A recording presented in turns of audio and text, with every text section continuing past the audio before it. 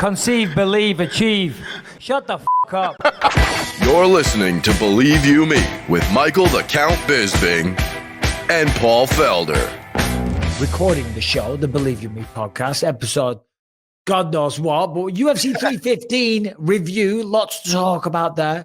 Yesterday was Mother's Day, Paul. Did you do anything for Mother's Day? I did. We all, me and the girls all went over to my mom's house. My brothers came over there and we just hung out with mom, gave her a card, nothing crazy. Christine made some pasta dish with some Italian sausage in it. It was nice, Michael. It was nice. Very nice. But, did you call mom? I didn't. You didn't call mom? It's not Mother's Day in England. That's true. They have there's two Mother's Days, so now I forget both of them. But as I always like to say, every day is Mother's Day in our house. But we did have Callum and his girlfriend, they were over. My daughter and her boyfriend came over, so we did a nice family barbecue.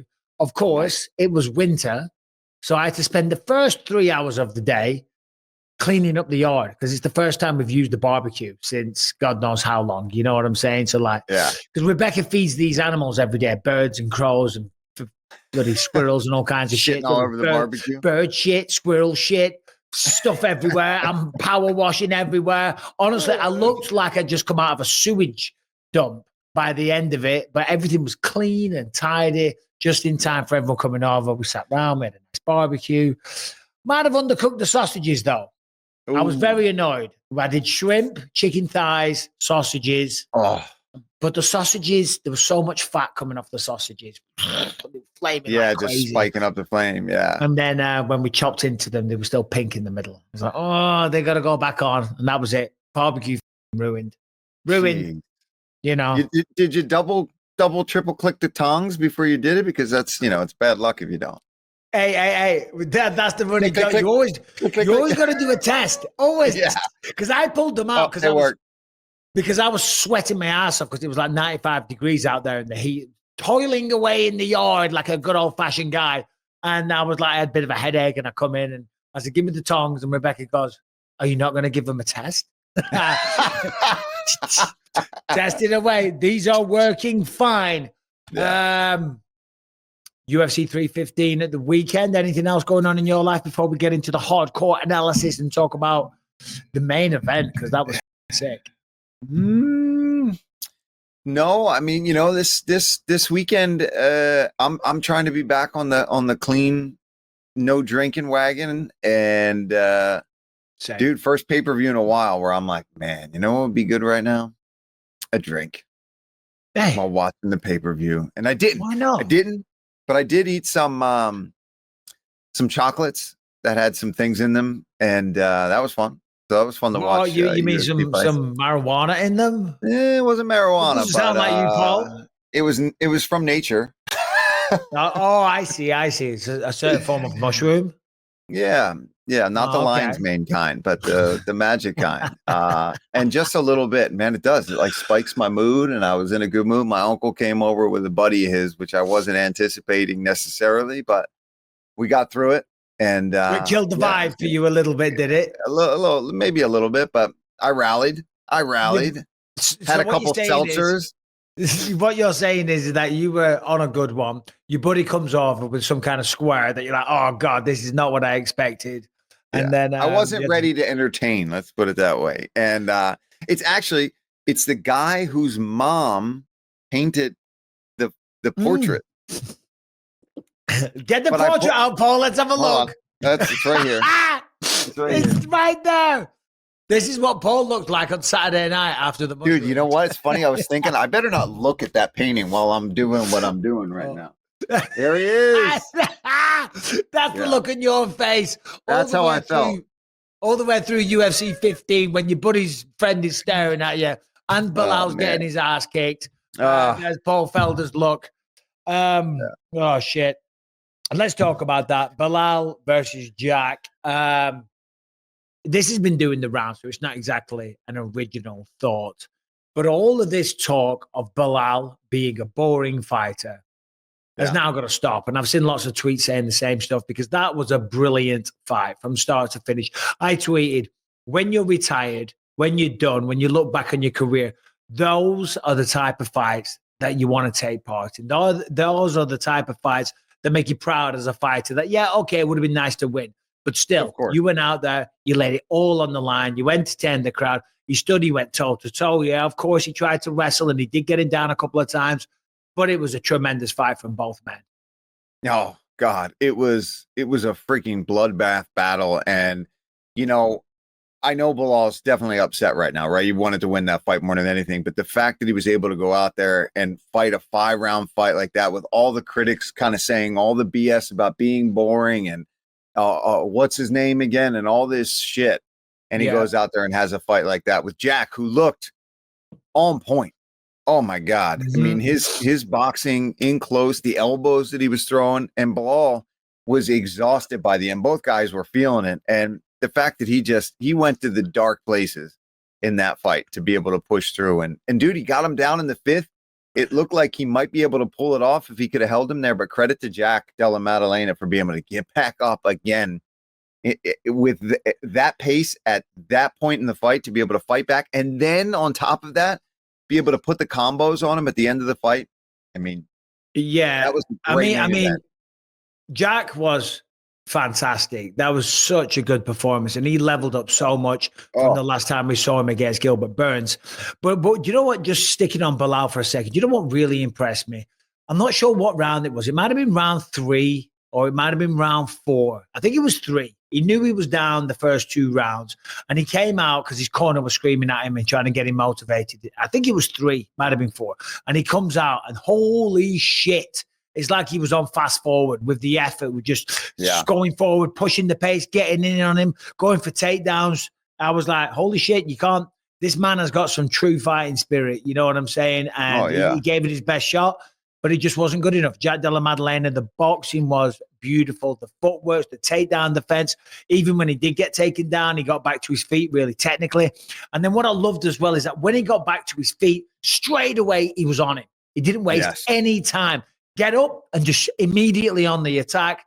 Beautiful combinations, excellent shot selection, strong hips, great takedown defense, cardio for days, power, precision. Cardio for days, because Belal pushes a crazy pace. And at the end of that fight, Jack was the fresher guy to be able to get back up to his feet. And a lot of that, I think, is due to the amount of damage that he puts on people. And he said that, right? He said, listen, I'm going to put shots on him and put damage on guys. That's all he worries about. And you're so right about when he gets right back up, he doesn't waste any time, whether it's a knee right from the break. He throws violent shit at you right off the bat to try to hurt you. And what I love about Jack is the way he mixes in the body shots, man. You just don't see enough of that. And he cuts just perfect angles. He stays in front of you, fighting at his range the whole time, but angles off and gets out of the way. And it was tough to watch at points, being somebody that's close to Belal. I was like, good God, this guy is cracking him. Yeah, and that knee that you mentioned there, he landed it in round 5, but he was coming this close to landing that knee right up the middle. Every round he threw that, because obviously, Belal's going to come in, he's going to clinch, he's going to shoot, he's going to level change, the head's going to be right there. And oh my God, he missed it like 3 or 4 times, connected with it in the 5th round. Belal had the shit beaten out of him, broken orbital, broken nose, shattered orbital, massive cut on his face. The pair of it. Yeah. Oh yeah, the lip was split in Alistair Overeem style. Yep, that was nasty, man. And I didn't even notice that. I didn't even notice that in the fight because of his mustache and his beard, and it stayed pretty closed. That I remember I watched the fight. I even watched some of the post show, and then I went to bed, and then I woke up the next day, and it was all over Instagram that Dane had posted that photo of his lip. That one's tough, man, because you just fight that fight, and even if you win, you lose, no matter what do you want to do? You just want to go relax. You want to go eat something, and instead, I'd say have a beer. You can't have a beer with that lip, and Belal doesn't drink, but he's just going to piss everywhere. Yeah, it's just going to be a mess. And think about how bad it's going to sting. I saw somebody post on Twitter or something like that. Don't eat any salt and vinegar chips with a lip like that. It's going to burn like crazy. Could you imagine? I would say what's the most messed up you've been, but I think it was the Dan Hooker fight, right? Dan Hooker, and probably after the Mike Perry fight, I was all mangled up. And but you know what? With lips, one time I got hit with a side kick straight to the mouth by Darren Cruikshank, and he split the whole inside of my lower lip. I remember being so pissed about that when I got out of the arena, because I wanted to just go drink beers, and I used to dip. So I wanted to put a dip in, and I couldn't put it in there because of the cut in my lip. So I was just freaking miserable. Yeah, my worst one, I think, was after I fought Dan Henderson at 204. He got me with 2 overhand rights in round 1 and round 2, shattered the orbital on my good eye, face was smashed to pieces.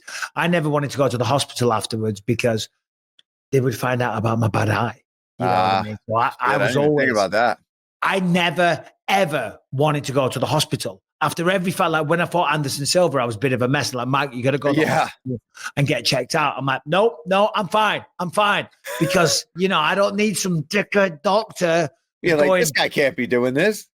I don't know about the black eye or whatever, but one of his eyes is totally not working. So I never wanted to go. And I remember I was standing there in my underpants, my little skinny Y fronts in the changing room in Manchester, blood all over me, eyeball swollen out here, cheek just destroyed. And Dana comes in. He's like, Mike, you got to go to the hospital. I said, Dana, I'm fine. He goes, you don't look it. He's like, you don't Not look from fine. over here, you don't look fine. Yeah. Oh, dear. man. So, yeah, look, listen, fair play to Belal, right? Well done to him. But the champion's name is Jack Della Maddalena.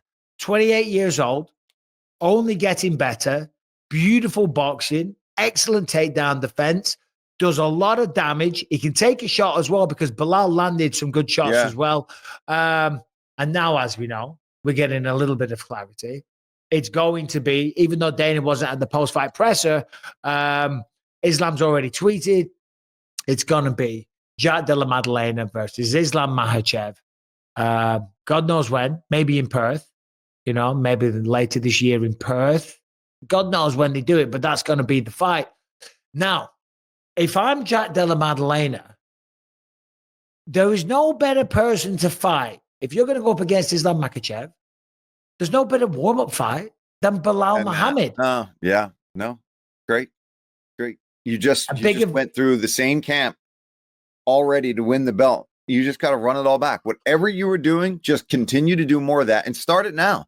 Now he's got a head start on it too, right? Knowing that so far out, knowing that everyone's known that the matchup is probably going to be him and Islam. Dude, you heal up and you go right back to starting to work on everything you're doing, only even more, right? Because Islam, I feel, is a little cleaner with those takedowns, and I don't think he'll get caught up into such a striking battle with Jack. Like Belal, I don't know if it was because he couldn't get the takedowns, didn't feel them as much because of Jack's movement, or if he just really wanted to prove that he can go out there and strike with him. But either way, it was a much less volume of takedowns from Belal, and you won't get that from Islam. Yeah, well, we'll go back to Islam in a second because I'm glad you brought that up because DC was talking about it and I saw a lot of people online saying he needs to go for more takedowns. He tried to go for takedowns. He just couldn't get them. And I think because of Jack Della Maddalena, the way that he was standing, the way that he was cutting angles, he just wasn't presenting himself as necessarily a target. And he couldn't get in. He couldn't get into the clinch because as he was going forward, trying to land a shot to set up your takedowns, he wasn't landing the shots. He was getting clipped. He was getting caught. And then Jack would move. He'd land the right hand. He'd step off, land another right hand, just popping him away. So it's all well and good to say, he should have fought the way that he tried to fight Leon. Leon Edwards likes to rely on that fence. He likes to skate around the perimeter. So he's easier to take down in that regard because Leon likes to play that whole let's lean on the fence game. So Jack had his feet set in the center of that octagon. And anytime he did get pressed, when Belal would be successful and get him backed up, he was so good at landing damaging shots when they got in close. Even if Belal was landing, Jack was answering right back and he was throwing even more volume. So it's easy to say, he needs to go for more takedowns. But when you're in there and you've got a guy that's sturdy in his stance and is smacking you with big shots every time you get close enough, it's not easy to just dive. Plus, Jack throws knees up at your face just to keep you, even if they're not landing, like we talked about, how many went right by his face. you get nearly hit with a few knees up the middle, you're going to start thinking, oh, shit, maybe I got to really try to work my way in. That's why Belal was trying to really work him to the fence so that he could ultimately get a takedown safe. But so Islam Makhachev, right? Let's go through this. Striking.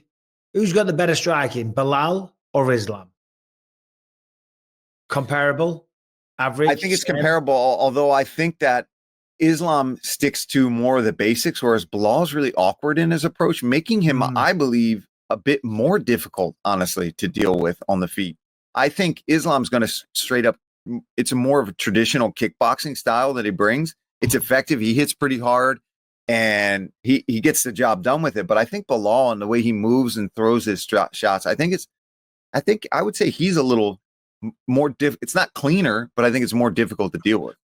Basically, what I was going to do was go through all, the attributes of a fighter. There's no point in doing that. But the point I'm making is that Belal is, he was the 170 champ. Islam's the 155 champ. They're very, very close in their abilities. I'm not saying that Belal would beat Islam, but he was the champion in the weight class above, and they do have very comparable skill sets. So if Jack was able to beat Belal, there's a really good shot. This isn't like Islam's going to walk up to 170 and just walk through Jack Della Maddalena. This is a real fight. The question is, and Harrington, jump on at any point and add a little bit of insight as well. Not that we're coming to you for it, but it's a show. What did he do at lightweight? Because what would your guess be? Obviously they're talking about Ilia Topuria and Charles do Bronx Oliveira. The point I'm asking is, do they do an interim title? Yeah, that's the question, right? Do they strip Islam, or is everything on hold? Because I did the TNT Sports review yesterday with Adam Catchell and Nick P, two great guys. They are adamant that Islam Makhachev should be stripped because he's going after a belt in another weight class. I disagree, but what say you? I think if he's able to defend both, which I just don't see being realistic, and I think that's the concern for the UFC. And I think moving forward, that's what they're going to start doing more of, is just take the belt off these guys. And I think Ilia doesn't want to fight at lightweight unless he's fighting for the belt. So my guess is they will strip him of that lightweight belt. But do I think they should? I do. Really? Yeah, because they're going to stick. They did it. They did it to Islam. They made him vacate it. I think that's what they'll do to. Ilia. They made him do it. Moving up. So you're going to say, right? Listen, but I guess Ilia didn't want to, though. I guess that's the difference there. Ilia didn't want to continue to fight at featherweight anymore, whereas Islam, he hasn't come out and said that he's not willing to do both, right? But the pound for pound number one, the most successful UFC lightweight champion, a guy that took on Renato Moicano on a day's notice and saved the day and agreed to do that. Fair play to Moicano as well. He's been a good fighter. He's a big star. They're going to say, all right, you want to do that? We're going to strip you. Whereas on the flip side, he wants the opportunity that Volkanovski had, that he afforded it twice. He wants the same opportunity that Conor McGregor had. Amanda Nunes, Daniel Cormier. I know this was a different time, but you're saying, no, brother, this is number one bullshit. Fuck this. Maybe you do this. Maybe you let him fight. If he wins, you let him keep it for a little while. Say I'm a double champ, and then Harrington, brother, this guy's crazy. Send me Dagestan 2-3 years. Forget. What say you, brother? So I did. I got some color from him. He said he is not planning on dropping the belt. He said that on Friday of last week. He said even if it was the 170 and beat Jack, I'm not dropping the belt. And it kind of makes sense, right? Like if you think about it, what could be a bigger fight than Islam with a belt on his shoulder, Ilia with an interim belt on his shoulder? Exactly. That kind of takes away from the whole shebang of it all. If there's only one strap. But are we going to do an interim title whilst that happens? Because Islam could get injured. Islam could lose the fight also, as we just said. And then you've got Ilia Topuria versus Charles do Bronx. Let's just say, for the sake of conversation, Ilia Topuria wins that. And then he might be like, nah, I ain't fighting Islam coming off a loss. He's going to go win one first. The things, you know what I'm saying? Yeah. Like, if you all want to start being dicks, you know, they can do that. You say, well, you wouldn't fight me because I wasn't worthy. Well, now I'm the champ. And now you're coming off a loss. And that's where Dana and Hunter are like, these guys. Yeah, once they get some leverage, these guys, you know what I mean? That's when they're like, God damn it. He's got a point. And I hate that he's got a point. Because Ilya would have, let's just, and then this is, you know, crystal ball. If Islam did lose to Jack and Ilya becomes the champ, he would have. You know, he's going to give a hard time on it. Oh, yeah. Oh, yeah. He's going to remember all that time he waited just wondering, are you going to fight me? Are you going to fight me? And then, nope. Go beat somebody. So, in terms of just the lightweight situation, the title fight, I say my prediction, they do an interim title, Ilya and Charles.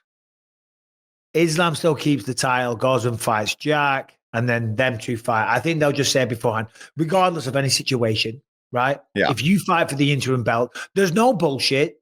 There's no provisos. There's no conditions. There's no nothing like that. Your next fight, regardless, is him next. Yeah, the winner, no matter what. And then if not, if Charles pulls it off and he wins, then it's just a rematch with Islam. So I mean, it all works out if it does. And listen, at the end of the day, I really don't have a problem with that, especially if he's willing to come back down. And when Harrington said that, that kind of changes things a bit. You said strip him, Paul. Strip him. Take it. I'm owning up to it. Let's go. You know what? Strip all their belts. We don't need belts anymore. We're sick of these dickheads. Take them all. I'm sick of it all. Strip them all. It's done. It's over. Everyone to go back to 8-8, and that's it. Just 8,000 and 8,000. Do it for the love of the game. For the love of the game. They're getting far too big for the boots. You know, got to knock them down a peg. Harrington, anything else on the main event before we move on? Oh, I got a thing. So let's just real quick before we move on. We know who Jack's fighting next. Who does Belal fight when he finally comes back? Because there's a lot. The welterweight division, I was saying this to Sean Brady actually the other day because he was there. Ian Gary was there. Shavkat's still in the wings. Usman and Buckley are fighting. The welterweight division became real nice, real quick in the last few months. I mean, who would you like to see him fight? Well, do you know who I kind of feel sorry for here? Who's kind of being lost in the shuffle and he does annoy people and he is polarizing, but you can't doubt that Ian Gary is not doing everything he can, but he's going to get forgotten about here because Jack's now the champ. Jack's going to fight Islam. We've got Shavkat Rakhmonov waiting in the sidelines, who's the rightful number one contender. Belal Muhammad is going to fight someone next. Maybe that's Ian Gary. You got Usman and Buckley, the winner of those two. They're going to get a big fight, especially if somebody wins in big sensational fashion. And then Ian Gary's out there going around the world, you know, with his wife and his baby, shooting content all over the place, and he's going to get being a backup fighter and then gets looked over. That's why, you know, it's so interesting because you got obviously the Usman Buckley thing that really makes things interesting, right? Because you got Sean and Ian right there and Shavkat, right? Those are the guys at the very top that have been recently coming off big wins who all want to fight for the belt. They all want to fight for the belt, of course. Sean's been pretty vocal about saying he's known that he's going to have to fight unless Belal won. He was pretty sure he's going to have to fight again. He's willing to fight any of those guys. So I think at least Ian and Sean, or Sean and Belal, or Belal and Ian and Sean and Shavkat. There's Sean Brady as well. I forgot about Sean. Yeah. So they're all in the mix. So it's going to be real interesting. And I think it's all really going to come down to who has the stellar performance, who says the right things, and who's going to be ready when the time comes. You know, I think it's all going to come down to timing, area, venue, where are they going? Where do they want that next belt to be? If Islam wins, that's more interesting because if he wins and wants to still fight at lightweight, then it's going to be a much longer time before he defends the welterweight belt. You got all these contenders in the wings. That's the only other reason I'm saying it's tough, because if you strip Islam at lightweight and he stays at welterweight, then he can fight all those guys. And they're all interesting matchups for Islam as well. But Ian Gary's ready to go because he was there last weekend. Yeah. Okay. Yeah. Sean Brady is ready to go because he just went through Leon Edwards and he lives in the gym. So I think that's a logical matchup, right? like Keeps that them too matchup. busy, keeps them making money. And of course, stylistically, a tricky fight for both men. I'm not sure if Ian Gary would be in a rush to take that one. I think most people are going to be sidestepping Sean Brady It's going to be interesting. And then again, like Belal's going to heal up and he's still going to be in the top 5. He's going to be out for a while, though, a good few months. He's going to be out for a while. Yeah. A lot of these other fights are going to take place and then maybe potentially probably a loser of some of these matchups that are happening now is who I would imagine Belal will probably fight next, right? Because you got Buckley, Usman, somebody's going to lose there. You're going to have the title fight at some point. Somebody's going to lose there. You're going to have Sean has to fight somebody by the end of the summer, early spring, and whoever the loser is there is going to need fights. So I'll tell you what, though, if you're a welterweight right now, it might be hard to get to the belt for a bit, but it's going to be real easy to get big fights and main events for yourself because they're on display. They're great matchups. They're interesting matchups too. You like in Ian Gary and Sean is interesting. Sean versus Shavkat is interesting.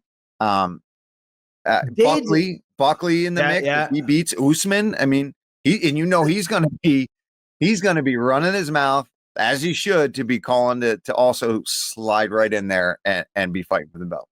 The welterweight division might have just become the most interesting in all the sport, if I'm honest. I told Sean, I said it's the lightweight, it's the new what the lightweight was for a long time. It's the glamour division again, which is what they used to call the 205ers, the glamour division.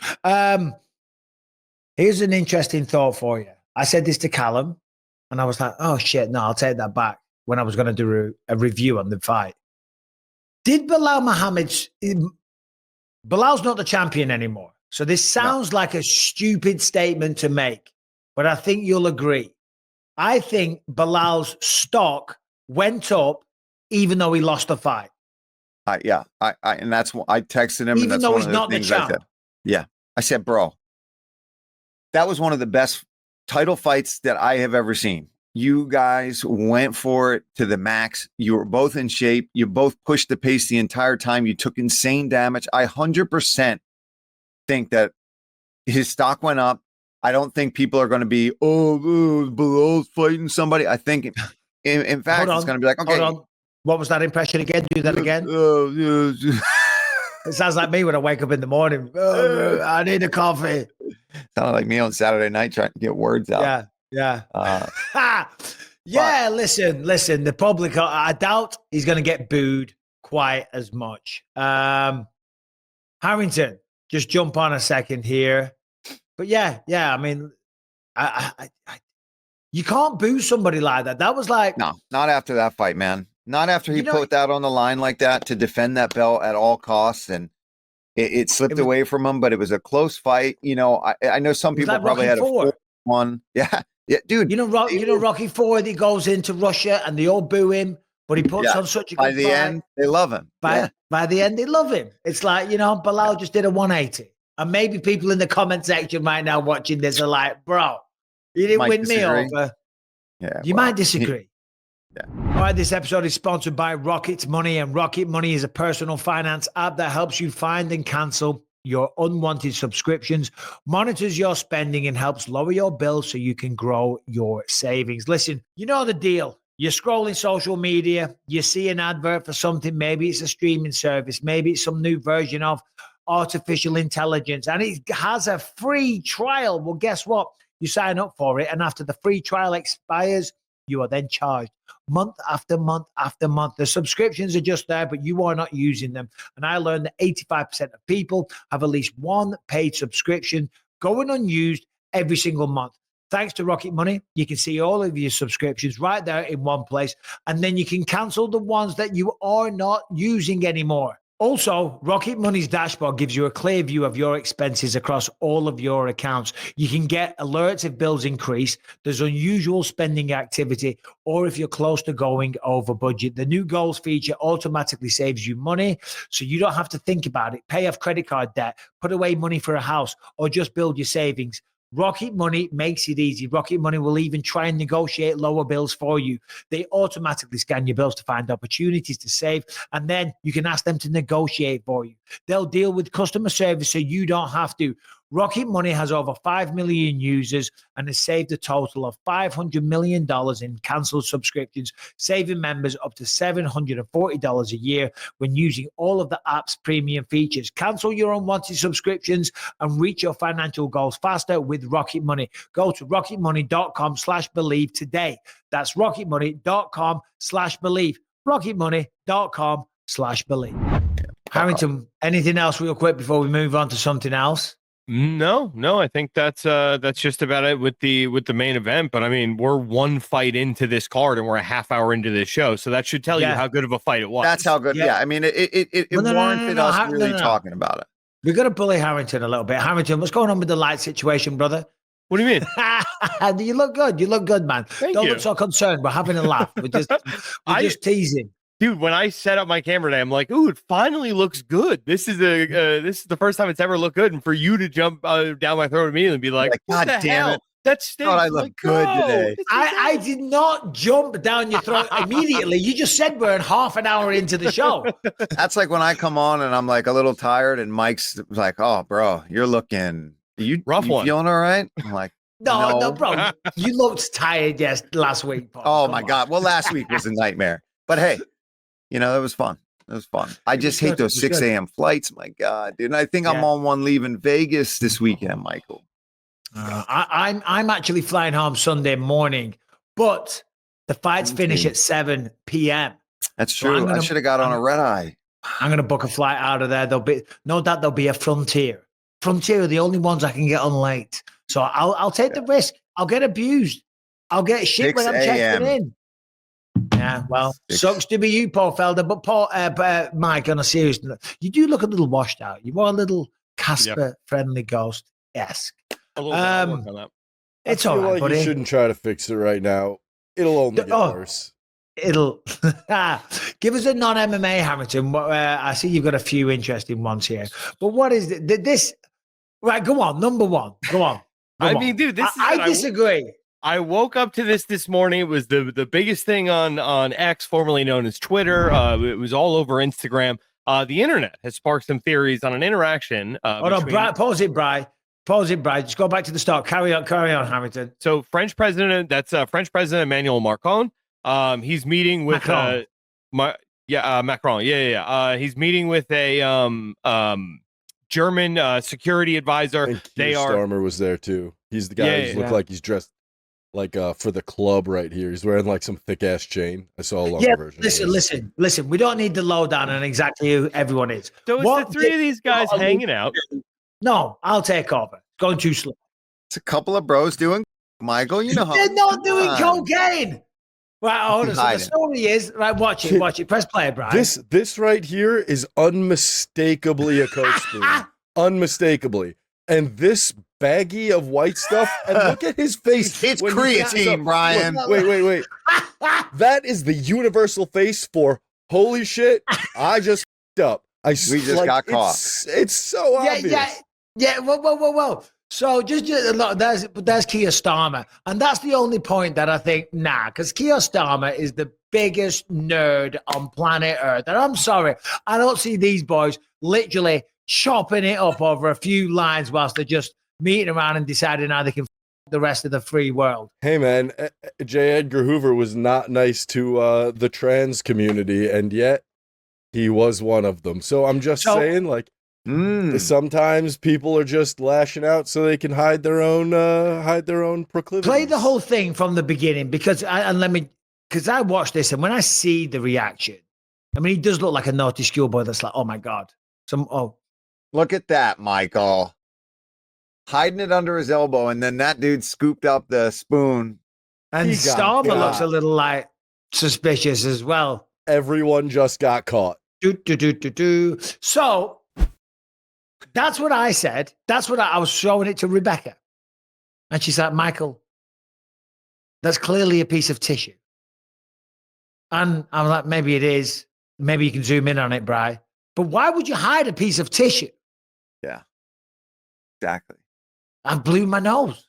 It's on the table. It's not a piece of tissue. It's a giant bag of. It's like a rock. It's a huge. Can we Can do me a favor on your phone, Brian? Zoom in on it. Like take a picture on your phone and zoom right in. Because from here it could be a piece of tissue. I don't know. Or is it a bag of? I believe it's a bag of. I mean, as you said though, Brian, that is the universal face for. Oh my God! Just play it one more time because it's hilarious.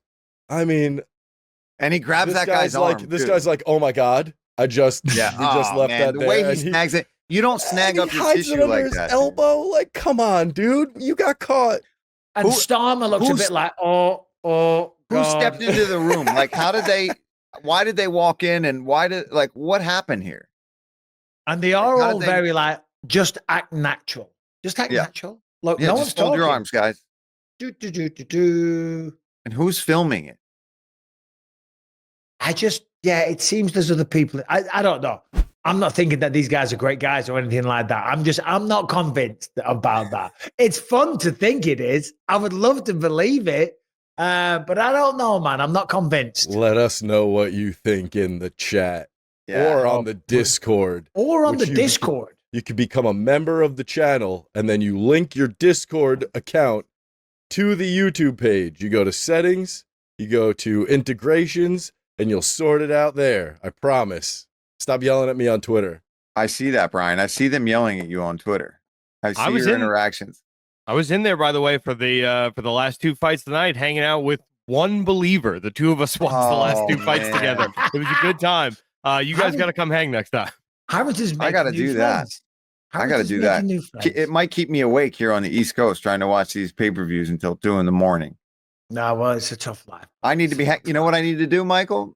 I need to get the setup that those guys had in that office there. Maybe staying up and watching fights until 2 a.m. might not be a problem. And maybe I'll get into politics. Conor McGregor's doing powder.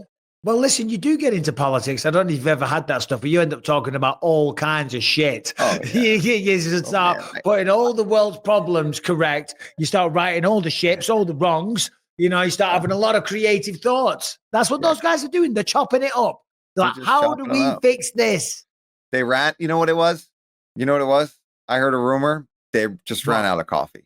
All right, this episode is sponsored by Skims. And when I found out Skims was making underwear for men, I have to admit, I was pretty excited because my missus has been buying Skims underwear for a while, and he's always going on about how comfortable they are to wear and stuff. So I knew if they were coming out with a men's line that they were going to give me what I needed, which is some comfortable underwear when I'm sitting on a plane and my balls are crammed in for like 12 hours when I'm flying to Sydney or somewhere like that. I knew Skims would have me covered. So they sent me some. Obviously, they're sponsoring the podcast, and I was not disappointed. The boxer brief is everything I loved about my classic boxer briefs, but honestly, they're just better. They are the perfect weight. They are the perfect classic cotton feel. The design is nice and simple, how I like it. And from now on, it will be my go-to. I'm telling you, these things are made from great fabrics. They feel fantastic. And the best part is for those long trips on the road, they ain't ever going to ride up. They ain't going to lose their shape. They ain't going to keep me all bunched in and uncomfortable. No, because with these things, you don't even know that you are wearing them.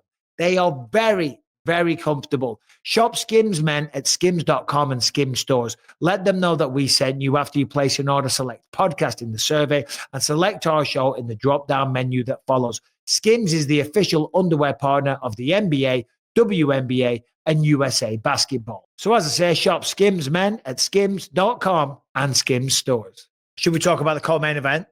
Yes, I think we should. Should we talk about Valentina Shevchenko, the greatest female fighter in all of mixed martial arts? Can I say sorry for picking against her publicly? I'm very sorry. It's you should be ashamed, Brian. Really. Thank you. Do you know what I saw, which blew my mind? And I should have known this. She was the underdog going into this. Yeah. Which is wild. She's completed the rubies on the belt. She's on her way to getting a nice little pair of earrings with those rubies, which I tell you what, that would be badass. If she had she should say, you just start adding them here. She'll start adding piercings just to fill up the rubies. Get a little bracelet. They should do rings. The UFC should start doing a badass ring to go with that belt. Wouldn't that have been cool? That might even be a cooler idea for the Hall of Fame guys. Just give them a big ass ring. I want a ring. If they backdate some rings, and we'll get you one, Paul. We'll just get you a token. Just an honorary ring. Come on.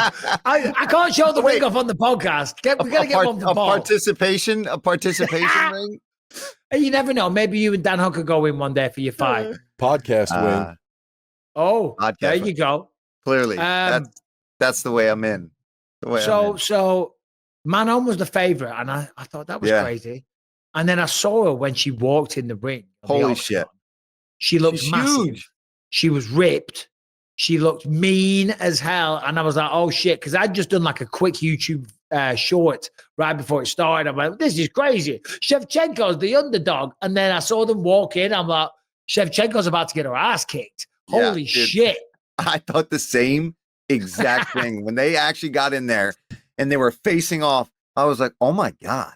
Like, I know Valentina's fought at 135 and she moved down to 125, but I couldn't believe how undersized she was against Manon. I was like, "Oh, holy crap!" And I thought the same thing. I was like, maybe I was wrong about this, but her fight IQ, her ability she's so fast. That is what gave Manon Fiorot so much trouble, was the speed that girl has. And just, she knows how to fight these fights, whether it's in the clinch, on the ground, getting takedowns, defending takedowns. Like, she's just too much everywhere for a lot of these women. And I guess we can kind of do both of the female fights in a similar time because there is a link. So I was worried about Shevchenko. I mean, I'm a big fan of Shevchenko. She's awesome. You've obviously spoken to her. She's very respectful, super intelligent. She's a badass in the ring. There's nothing to not like about her. She's got a good sense of humor as well. She's awesome. When I saw Natalia Silva beat Alexa Grasso so convincingly, and how much faster she was, I was like, oh, maybe that's because, maybe Grasso's career was elevated and she became the champ because Shevchenko's starting to slow down a little bit, so that's another reason when I saw Manon coming, I was like, oh shit, but to your point, very, very smart, great shot selection, the right hook at the end of the first round, breaks the nose, turns Manon into a wrestler, drops her near the end of the fight, a close fight, very close. Not a wild barn burner, but a technical strategic fight against a really tough, hungry, undefeated in the UFC fighter. So, a good win for Shevchenko, of course. Question is, what do we do with Valentina Shevchenko right now? What do you do next? Well, I mean, I think her and you just said it. What's Natalia her name? Silva? Natalia Silva. I think that's a great fight. And also somebody coming up right behind that as another contender, maybe one more fight. Maybe she waits, is Jazz Devicius. She's another one that had a huge win on Saturday night too. And she's 4 fights in a row that she's won at 125. So there's definitely contenders for Valentina. What about this? Shevchenko versus Tim Elliott. Oh my God. No, we don't need the male flyweights. I say give the woman another super fight. Or Zhang Wei Li. 100%. Zhang Wei Li, Valentina Shevchenko. That's the one. That's the fight to make, in my opinion. I mean, there's Natalia Silva. There's Jasmine Jastovicius. There'll always be another contender. But Shevchenko's not going to be around too much longer. I don't know what she is, 36-ish, something like that. Legendary career. She's completed the belt. She's got the 8 rubies. She's on her way to having earrings and bracelets. Let her fight another champion. Her versus Zhang Wei Li. Or even, not Juliana Pena, Kayla Harrison. Maybe, though. Maybe. I don't know. What do you think? I really like the her facing off against Zhang Wei Li. I think if they don't want to just give her another contender coming up, I think you give her Zhang Wei Li, and then you give Natalia Silva and Jasmine Jasovicius. They fight to see who's going to be next to fight for that belt while she goes off and fights Zhang Wei Li, and the division still moves. You got a number 1 contender coming out of that. Harrington, what do you think? I got a fun one for you. There is rumors that Amanda Nunes might come back to fight the winner of Kayla Harrison versus Juliana Pena, while Valentina is collecting, or is beating the champion at 115. If Amanda Nunes comes back, we could finally get that trilogy of those two. Yeah, but we don't need to see a trilogy because Amanda Nunes beat her 2 times. And if Amanda Nunes wants to fight Shevchenko again after being retired, after getting a little bit older, after going off and becoming a mother and then coming back, she will still be the bigger person with the advantage naturally. I always said if they were to do a rematch or a third match, it should be at 130 pounds. Meet in the middle. Yeah, meet in the Split middle. the difference. Make Amanda come down a bit. Anyway, fair play to them too. Fair play to Shevchenko, I mean. Let me ask you this, Paul. And I hope we all are in disagreement, so we get a nice bit of discord. Pardon the plug or the segue. Did Jose Aldo Jr. deserve to win on Saturday night? Did he get robbed? Okay. I do have This is the question. Do have an opinion. I think there's a world where technically maybe you could have given him the decision because he might have won the second round. But I think ultimately the MMA gods rewarded the rightful winner in that one because of that third round, because of the weight scandal and the fact that Zahabi decided to take that fight up a weight class when he was ready to make 135 and Jose couldn't do it. And I just think that that's how it should have played out. That fight was pretty much over and he was done. And I love Jose Aldo. I respect him so much. But he was dead. He was looking at the clock with 3 minutes left in the round. You didn't win that fight if you're looking at the clock with 3 minutes left in the fight. I know technically a lot of people are going to be like, well, he should. And that is how the scoring works. But as a fan, as somebody that was watching that fight, I was glad that Zahabi got that decision. I agree with you. That was my take. Aldo looked like the better fighter. It looked like Ayman Zahabi didn't belong in there with him in the first round when he was like just rotating and circling away, and he just didn't look like the same caliber of fighter. Jose Aldo was mean. He was throwing fast, powerful shots, ripping to the body, and it seemed like Zahabi was a little scared. Round 2 kind of comes back into it, starts forcing Aldo back a little bit, starts landing shots. Nothing crazy, nothing particularly mind-blowing or like attention-stealing, but just chipping away with little shots. And then, was that the second? Yeah, that was the second round. Was it the third round when he got dropped? Yeah, Third round is when he got that. When Zahabi got stumbles in the face, right? Soccer kicks, pumps his head off. Yeah, and he comes back and starts battering him, and almost knocks him out, and then almost finishes him on the ground. Credit to Jose Aldo for because doing that damage in the beginning and then somehow surviving that fight. But and that's the question, right? So, well, there's 2 questions. Who should have won that third round? I still agree with you. I say Ayman Zahabi did enough. He took one hard kick because in the slow-mo replay, it kind of shows he was kind of like pushed or like kind of lost his balance and went down. Then he gets kicked in the head. How he took that shot, God knows. Fair play to Zahabi for taking it. Gets back to his feet. Jose Aldo's exhausted. It's a terrible feeling when you look up at that clock and you're hoping it's going to say 17 seconds. And you look up and it's over 3 minutes. You're like, the sinking feeling inside you. You're like, you could tell too. He was like, he stared at it for a while. He wasn't even looking at Zahabi. He was looking at the clock. I'm like, I remember I was like, what do you do? Dude, there's over 3 minutes left in this freaking round. And you're looking at the clock. Not a good sign. And if Zahabi had a little more energy, he would have finished him. And then the elbows. But, so here's the question, because I've got the strike stats in front of me right now. So I say Zahabi won the third round. We all agree Jose Aldo won the first round. And I thought when I watched it that Zahabi probably did just enough to win the second round. However, I didn't feel particularly strongly about it either way. Now, according to the strike stats, Aldo landed 25, Zahabi landed 26. So, yeah, to be honest, that round could have gone either way. Zahabi kind of was lucky. I did think at the time that he deserved to win it. It was a shame for Jose Aldo to go out on another loss. But I respected his honesty. I respected his decision to retire and step away. Obviously, he missed weight by 9 pounds. And he addressed that. He's like, my body just can't do it anymore. Because I wasn't sold on what happened. Because they said that the doctor came in on the Thursday night at around 9 p.m. and he had 9 pounds left to cut and said, he can't cut weight. We know, Paul. The weight cut's just starting on Thursday night. Yeah. And the other thing is, those doctors don't just show up to your room to check on you. Somebody calls the doctor to come and check on you. And if you know, no, I can do it. I'm going to push through it. Yeah, you feel like shit. If you got 9 pounds left to cut on Thursday, it's going to suck. You know it's going to suck. And the only reason that somebody calls a doctor is to kind of make that process happen. That because they're going to check you.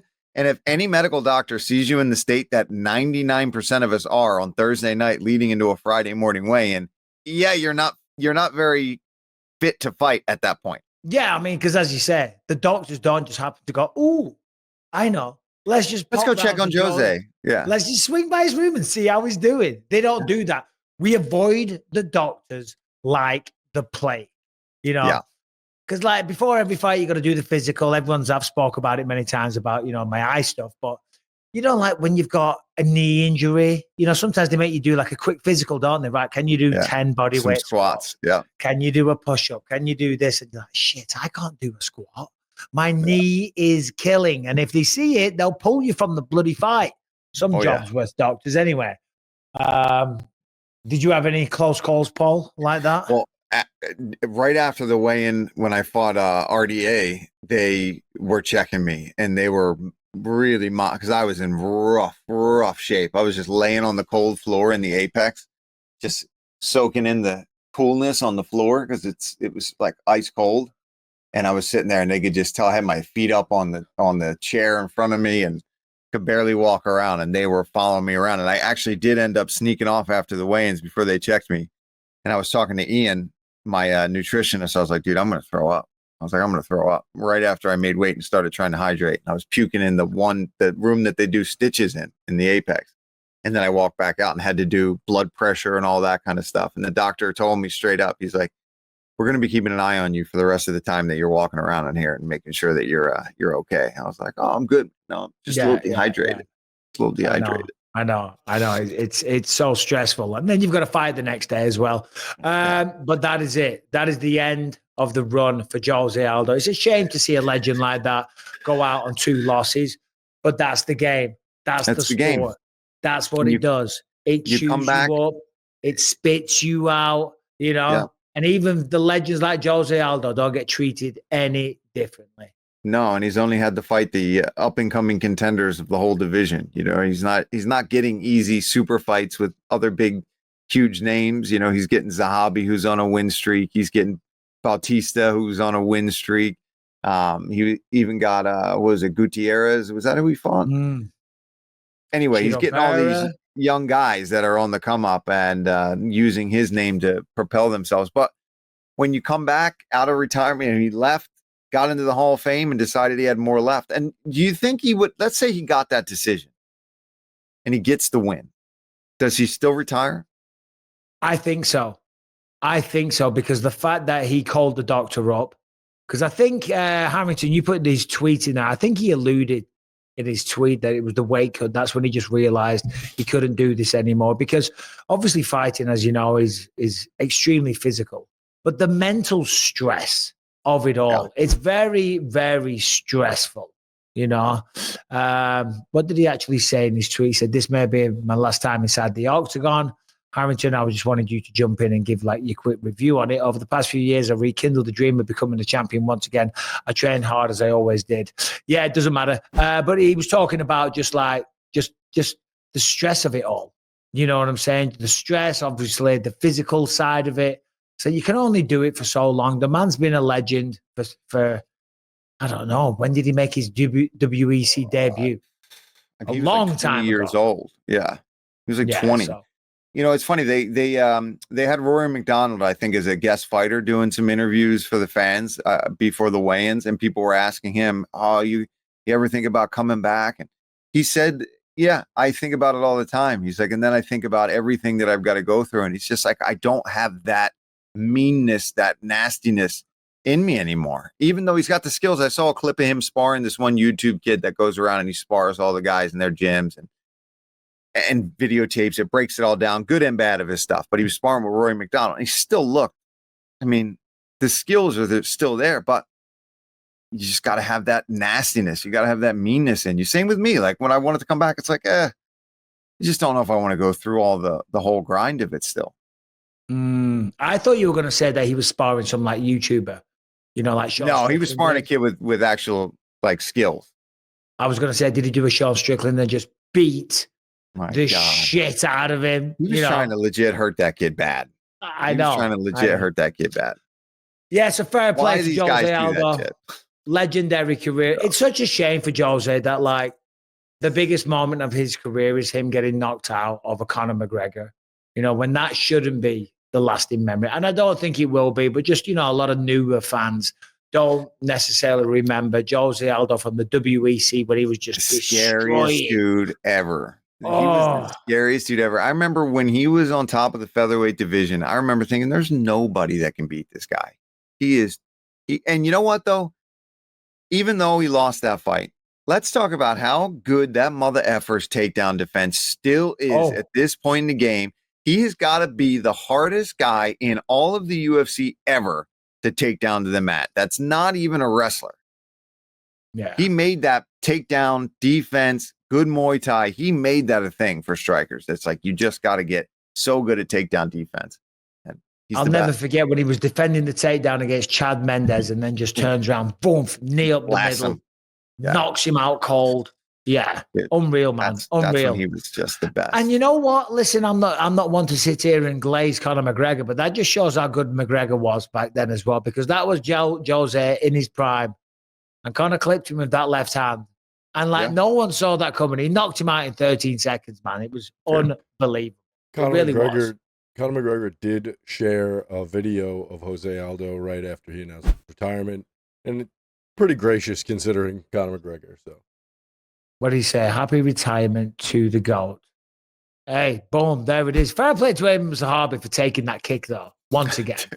That was... Dude, but we're finally seeing the new rules where somebody's hands are down, and that was like one of the cleanest soccer kicks we've seen to the head since they've changed that rule where you have to have a knee down or your butt down in order to avoid knees and kicks to the head. That was beautiful from Jose Aldo.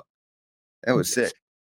Contrary to your part about not being mean enough, he looked mean as hell there. He didn't care then. He kicked him in the face like he'd taken his lunch money or whatever it is.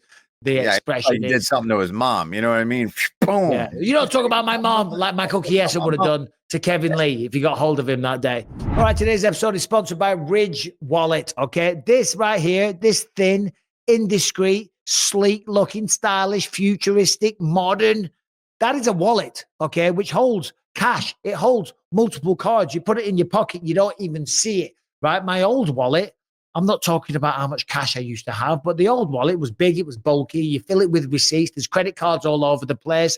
There's loads of stuff in there. I don't even know what it is. And when you put it in your jeans, because I like to wear some tight-fitting jeans, it sticks out. It looks absolutely ridiculous. Not anymore. Not with the Ridge wallet. If you want to express yourself, Ridge has over 50 colors and styles to choose from. Paul Felder chose the bright green because he didn't want to lose it. I thought it was because he was Irish, but no, he chose the bright green because he didn't want to lose it. All Ridge products, by the way, have a lifetime warranty.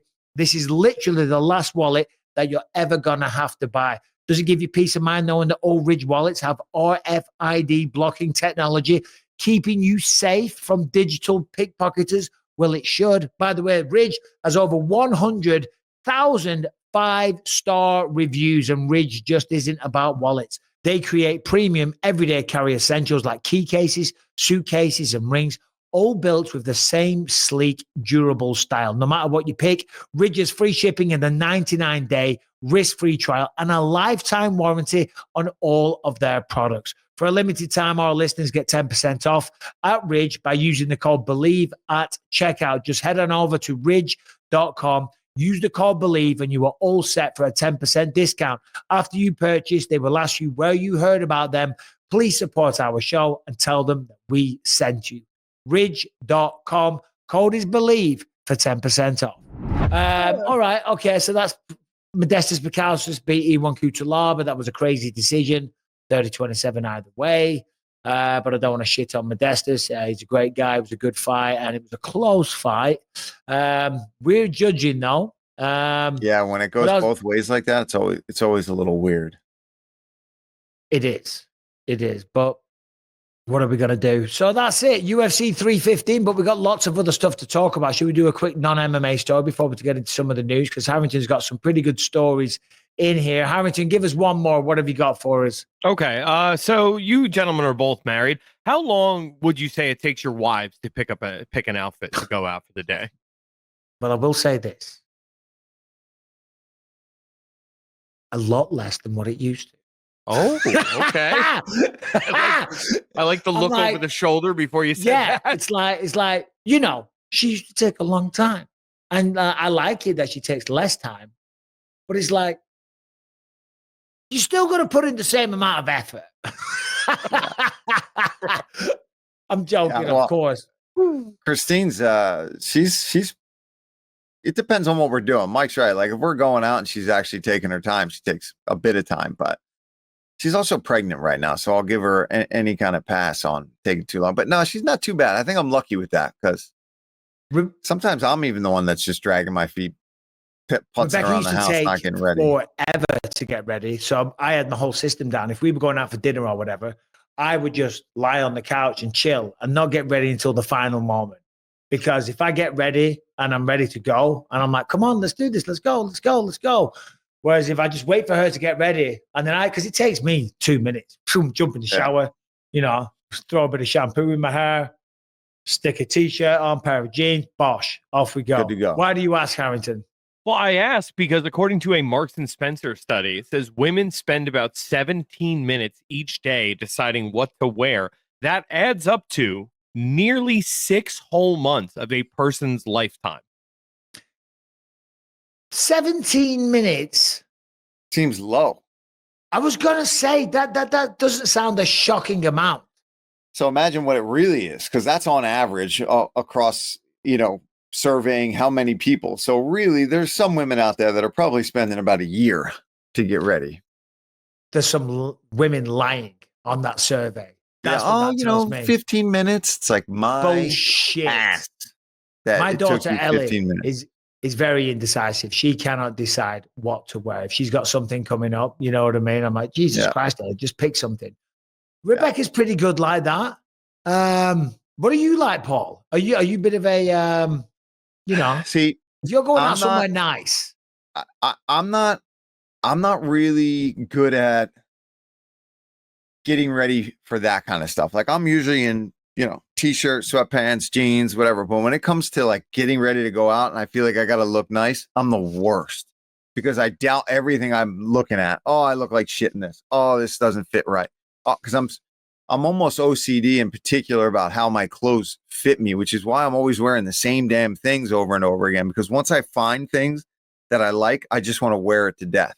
I've always been like that since a kid too. But what's the issue when you say you're kind of OCD? What is the issue on the fit? Like if it doesn't fit just right, like if the sleeves don't fit just right on my arms, and if it's not just right around my body, if it looks baggy to me and too big or vice versa, too small, and everybody around me be like, no, it's fine, dude. That looks fine. That looks nice. I'm like, nah, it doesn't look nice. I don't like this shirt. I need a different size. I need this or that, or I need to throw it in the dryer for a second. It's too wrinkled. It's this. Yeah, no, I feel your pain on that one because if I find something good that I like, I'll buy like 2 or 3 more of it because I'm worried that they're going to go out of stock and I won't be able to get one again. You know what I'm saying? Like I have a few black t-shirts. I like the way they fit. I've got a whole wardrobe full of all the same black t-shirts. This is one, Through Dark, which is a great brand from the UK, sent me some new shirts recently. So this isn't one of them, but I have my few set pieces. Anthony Smith, the old co-host on the show, he used to like some fancy stuff. He'd like treat himself to some Louis Vuitton and shit like that. He's always got nice shit on. And I went through a little phase, when I was fighting, I had the big checks coming in of like buying some flash shit. But you don't strike me as a guy, Paul, that's out there buying the designer gear. No, I would be the guy that even if I was like, I had $100 million in the bank, I would probably still be wearing the same hoodie that I have from Target that I wear almost every night. I clean it all the time, but it's this stupid, ugly gray hoodie that's got stains all over it. And when it's the end of the day, the dogs got walked, everyone ate, I go downstairs, I put on sweatpants, and I'm probably putting on that comfortable, busted ass, ugly hoodie and walking around the house. And people in my neighborhood, they're probably wondering why I'm always wearing the same damn things when I walk the dog. I'll just be out there, same thing, hood up, wearing this ugly ass shirt. Yeah, I'm not a big, I've got to almost be forced into every now and then. I'm like, all right, we got to go shopping. I need new stuff. Or if I'm doing like the weigh-in show on YouTube, I'm like, oh, that's, like, I don't want to look like a doofus up there. I got to go get something. Yeah. Yeah. I mean, I like to get some nice stuff now and again, but again, I don't spend a fortune. I'm not buying like, Gucci or shit like that. I did have a phase when I was like the champ, I treated myself to a few nice pieces, and then you just get too worried about wearing it or scuffing them or whatever. Yeah. You're going to ruin it. And I will. $1,000. I'm like, what the fuck am I wearing these? Yeah, same with sunglasses. That's why I'm always wearing like a $20 pair of sunglasses at best, because I'll lose them. It's not that I don't like nice sunglasses. I do. Same with watches. Like if I went and bought a really nice Rolex or a freaking Panerai or all these I'll lose it. I'll scratch it and I'll ruin it. So it's like, oh yeah, I've got a good watch collection, but I didn't buy them. So, well, and I've done a good job of maintaining possession. Do you keep them in a box or anything like that? Do you keep them in a thing? I have them hidden. I'm not saying, no goddamn podcast, we're going to get robbed. Yeah. But you're right, to your point. Callum, for his 21st birthday, I got him a nice watch. Right? Got him a nice watch. He was at college. We sent it up to him. I've never seen him with the watch. Okay. Oh, no. And he would come home and I'm like, Callum, bring the watch. I want to see you wear it. This went on for quite some time. I said, just tell the truth. You've lost the watch, haven't you? You've lost it. He's like, no. Eventually, Rebecca tells me. He confided in her. Yeah, he lost the watch. He lost the watch. Or it was stolen. What kind of watch was it? Only a tag. So not like, it wasn't a Rolex or anything, but it was still it was still an expensive watch. I know, but some of those, like some of those watches, if I lost that, like my heart would sink. You know what I mean? Like, for sure. Watches can be so expensive. It's ridiculous. I've been gifted some really nice watches, and there's some that they're just ridiculously expensive. And then when I went to England, because I've got like a good collection of them, and like they're really, really expensive. So I took them to England with me just in case we got robbed. Were you trying to lose an arm?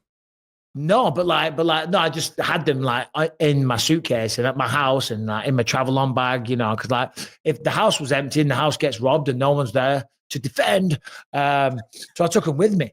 And then I was going through customs, right, on the way back. And I didn't have them in the boxes and I don't have receipts for them all. I just got them in like a little shoe bag all piled up. Were they saying you bought them there? And the guy goes through like the alarm goes off at security. So he starts going through my bag. And he sees the watches and he goes, how much are all these watches worth? And I go, I don't know, about £500. And he just pulls out a solid gold Rolex and he goes, and he looks at me and goes, bruv. He just goes, bruv, these ain't £500, mate. And anyway, fortunately, the guy was really cool. I explained the situation to him. He goes, yeah, put them away. He said, be careful though. He said, I should be taking those off because you haven't got receipts for them. Yeah, because they could have been stolen goods. You could have stolen them. Yeah. Yeah. Yeah. And I'm leaving the country with them. You know what I mean? Anyway, what's going on in the world of MMA, Harrington? Let's talk about some of the news because we've got some. Oh, sorry, buddy. Come on, give us number one, seeing as you've jumped on. Yeah, I was going to say, though, it was a massive fight booking. We teased it on last week's Thursday stream. Renair de Ritter said he was offered a fight, and he was. UFC Abu Dhabi, going to be a fight night headlined against Robert Whittaker. Yeah. July 26th, Abu Dhabi.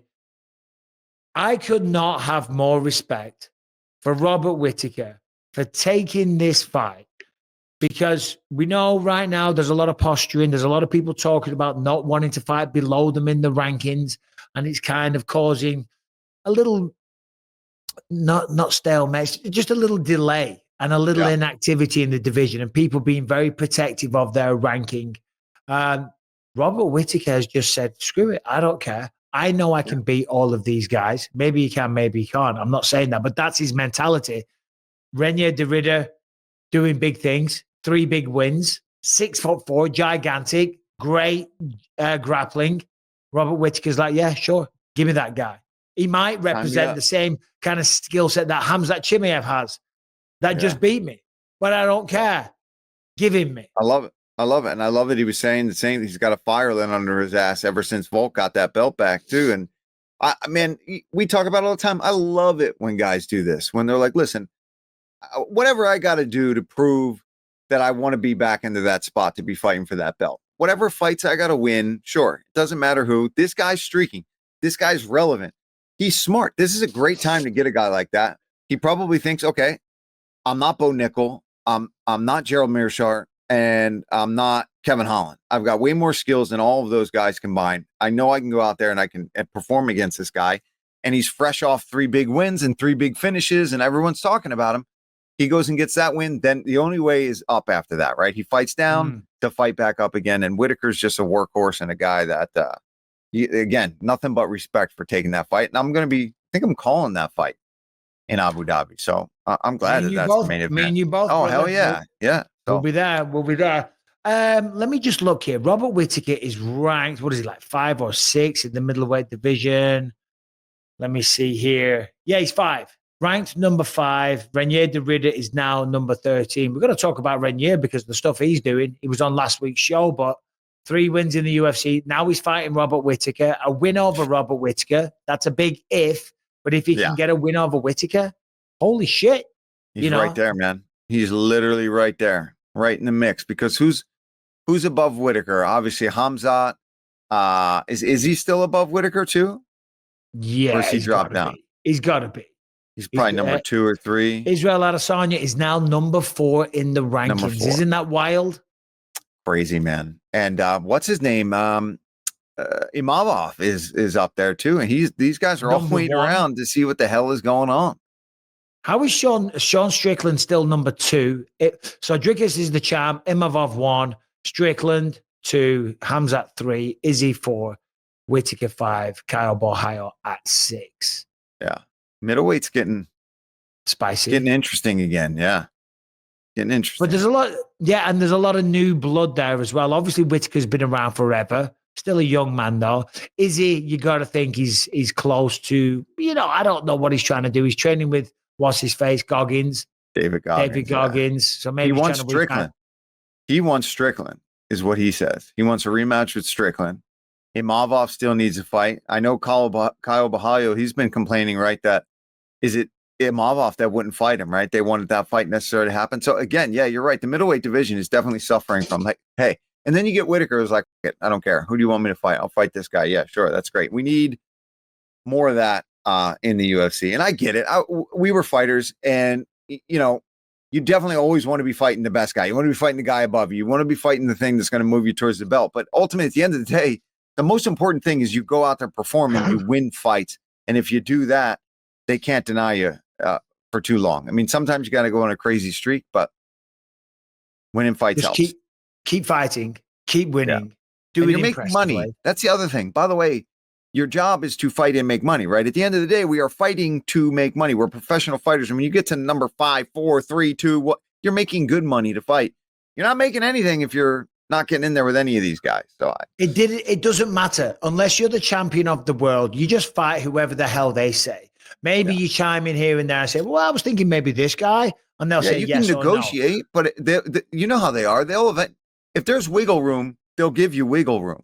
If there's a guy they really want you to fight, you know how it is. They're going to be like, no, this is the match. If you want to sit and wait, we can't make you fight. You can absolutely sit and wait, but we're offering you this fight.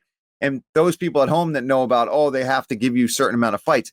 They have to offer you a certain amount of fights per year. You don't have to take them. But as long as the UFC has officially offered it to you and you turn it down, that's on you. Yeah, well, this is why I am the Segway master. Speaking of offered fights, Magomed Ankalaev says that he was offered International Fight Week, the main event, in a rematch against Alex Poatan Pereira. And he will consider moving on from that rematch to other contenders if they don't get a fight signed soon. Now, at the back end of last week, Alex Pereira, he was hacked. Yeah. He went out. He was hacked. Posted a little something. He said, I've always been there for the UFC. And now I'm moving on. After what I've just heard, I might never fight again. Now, I think we spoke about this when we did a little live episode on Thursday. We just messed around for an hour. I think we might have spoke a bit about it on there, but I was like, I didn't buy that. I'm not, no, sorry. I didn't, not that I didn't buy it, he was hacked. When I saw what he tweeted, I was like, what is your problem? You've made millions of dollars, right? You've had some, I won't say favorable matchups because that's doing a disservice to the people that you fought, you know? But you didn't fight Magomed Ankalaev for a while when he was ranked number 1, and then you did fight him and then you lost, and now you're throwing your toys out the pram. Then he comes out and says he was hacked. Was he hacked, Paul? Because Daniel Cormier says that he wasn't. I don't think he was. I think there was a conversation that happened before that tweet to cause that tweet. And then I think there was a conversation that happened after that tweet. His manager was like, what the f are you doing? Yeah. What was that? Or his manager was encouraging that. And then they got a call from the bosses and were told to, let's say something else here other than that's what you're saying. Let's talk about you being hacked. Because the way it was written, if you're hacked, it was good English though. If you're right, which he may have not written it himself. It might have been somebody else that translated it to English or whatever. But if you're hacked, usually it's going to be some craziness that's written on your page. It's not going to be after what I just heard and I feel disrespected. I'm going to move on. This might be it for me. Like it's right. Doesn't seem like that. You'd be like, oh, Dana White is this and Hunter Campbell is this and the UFC sucks. And it would be more aggressive. Crypto scam. Yeah. Right? It would, or some wild. So somebody got on there and wrote a very accurate statement that happens to coincide with Magomed Ankalaev saying that he doesn't want to fight him and this and that. And there's probably a big dispute and disagreement over negotiating and all this kind of stuff. And you just happen to write this very well written. You nailed it. So the person that hacked his account just happened to looking out. Took this the situation to write a statement that falls in line with everything that's going on right now. Yeah. It stinks. I don't buy it. We may never know though. But Harrington and Brian, jump on. Just give me your perception because I'm sorry. I don't want to talk shit. I'm not even saying it, but like, we're not talking. We're not talking shit, but it's like, what kind of man does that? Like, if you got a problem, you tweet something and then delete it and say I was hacked. I've tweeted and deleted because, like, sometimes in hindsight, I'm like, that was a bit crude. So get rid of that. I dropped the CUNT word, and you know what I mean. Like, maybe I don't want that. I don't. So I'll floating around when you try to run for politics. Yeah, whatever. I'll delete that one because that one was a bit wild. Or I'd had 2 double vodkas and I'm sitting in the airport and I thought it was funny at the time, and maybe it wasn't funny, so I'll delete it. But I've never deleted one and then come out and gone, guys, I was hacked, man. Yeah. I'm inclined to believe he was hacked. I said it on Thursday. The English was too good in the tweet for it to have been him. But don't you think it's odd that that's what was chosen to be tweeted about? Like that you're going to say those things and not really just. You guys were talking before about, how the manager might be reacting. Like Brian was saying, the English might have been good to the point where it was the manager tweeting it out. And then now that I can believe Alex that was maybe like, chill. What are you doing? Yeah. He might have been like, well, let's say this. And maybe Alex kind of agreed to it at first. And then the backlash was like, oh, this was really dumb. So technically, I guess he's not lying, right? Because he was hacked by somebody that knows him, but I don't believe it. So I'm laughing because you just went like, he's not lying. And I just Googled exactly what the quote was from DC. And it's like, Pereira's a liar. Pereira's a liar. Pereira did not get hacked, Cormier said on the Good Guy, Bad Guy show. Pereira might have tweeted something and then somebody called him and was like, yo, calm down. Let's chill. I don't believe the hat thing, bro. It's too convenient. It was too specific to your point, Paul. Yeah. When I first saw it, I remember I was sitting with Christine and she was like, do you see this stuff that Pereira has been saying? And like moments later that day, I'm like, oh, he got hacked. And she's like, yeah, he got hacked. Like, yeah, it didn't feel right to me either. And again, maybe he got maybe it worked, right? Maybe him complaining and saying that kind of got the attention of whoever he needed to get the attention of, whether, hopefully things are getting worked out. Cause I don't want to see him get hacked or leave the UFC. That's for sure.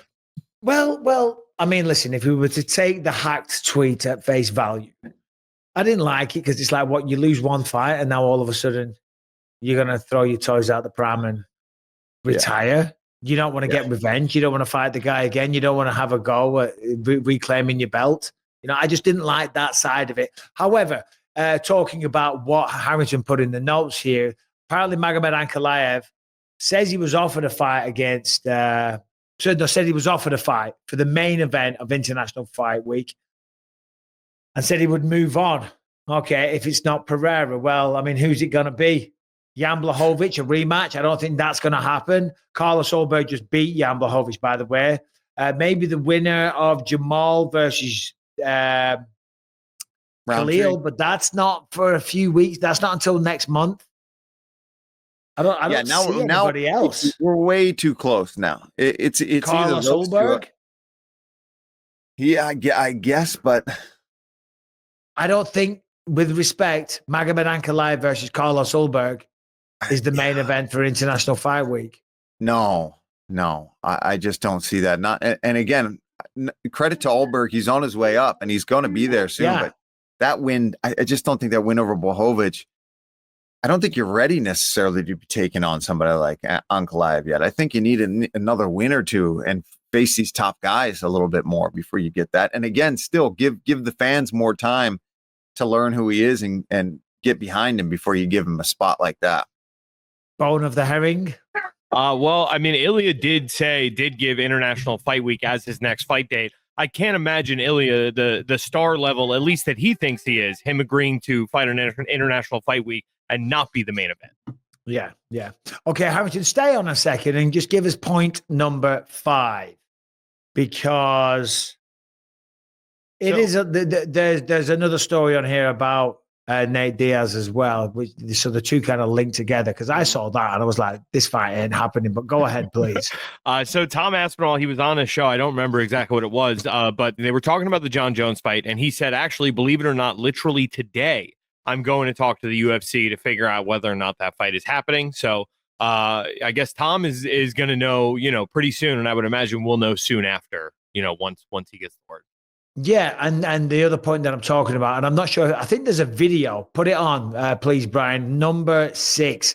So Nate Diaz and Jon Jones are coaching like a Russian version of The Ultimate Fighter. Have you seen this, Paul? I heard about it. I haven't seen the video. Yeah, and I saw a video of them yesterday on Twitter. They're talking to some guy. Diaz and Jon Jones are there. Link's not speaking a to some video. Give dude. me 1 second to find it. You're good, mate. You're good. So Jon Jones, Nate Diaz, there they are. So they're out in Russia, apparently, coaching some version of The Ultimate Fighter. That I mean, call me a sleuth, call me a detective, call me cynical, call me what you will, but I don't think he's in training camp for Tom Aspinall. No, not if he's doing any of that kind of stuff, man, and traveling all over the place to be hosting or coaching a show. It's still amazing. Here we are. Another episode. I mean, how long have we been talking about this since Jones and Stipe? In what, November in New York? And we're sick of it. But and we keep getting updates, so we have to be talking about it, because here's yet another update where Tom's going to talk to them again. I thought it was settled already. But the man's in Russia. It wasn't that long ago he needed 6 months to get ready for this fight, which is nonsense. Well, now he's out in Russia. I mean, he's going to have a lot of fun in Russia. What's he getting paid to be doing that? Because between him and Nate, to be doing what they're doing, that's got to be pretty lucrative. I don't know what it is, but I'm just going to say, brother, if you need guy, former Ultimate Fighter coach, this guy here is also available. This is also the same show Arman and Hamzat were the coaches of last season. So, if Arman's doing it, it's got to be worth a pretty penny. You can leave that bit out, right? Don't worry about it.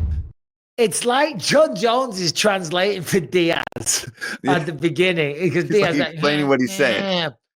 So he's saying that, and then there's this Russian guy in the middle just looking left and right, just buzzing his tits off. I don't even know what they're talking about either. I didn't even know what they were talking about in the video. Talking about Ilya Topuria, wanting to fight Islam Makhachev. I think so. I thought I heard Ilya. Well, yeah, he was talking about Islam's career, and Nate Diaz said Islam is still new to the sport, but he has potential to be a big star. Islam has defended the belt multiple times. Yeah. Oh, is that what Nate Diaz said about Islam? Yeah, he said he's new, but he has a chance to be one of the big guys.